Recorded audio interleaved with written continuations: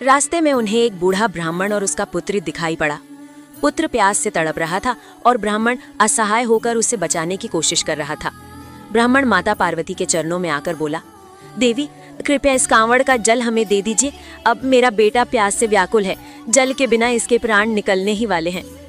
ये सुनकर माता पार्वती गहन सोच में पड़ गई। उन्होंने मन ही मन विचार किया, यदि मैंने ये जल इन्हें दे दिया तो महादेव को क्या अर्पित करूंगी। लेकिन अगले ही क्षण उन्होंने निश्चय किया और बोली, यदि मेरे द्वारा इस बालक के प्राण बचते हैं तो ये भी महादेव की भक्ति से कम नहीं, मैं अवश्य ही तुम्हारी सहायता करूंगी। ऐसा कहकर माता पार्वती ने स्वयं उस बालक को जल पिलाया। जैसे ही उसने जल पिया वो तुरंत स्वस्थ हो गया। बालक मुस्कुराते हुए बोला, माता इस कलश में तो अपार जल है, ये कभी समाप्ति नहीं होगा, ये आपकी श्रद्धा और भक्ति का परिणाम है। माता पार्वती प्रसन्न होकर वहां से आगे बढ़ी और पुनः महादेव की आराधना में लग गई। तभी अचानक वो ब्राह्मण और बालक अपने वास्तविक स्वरूप में प्रकट हुए।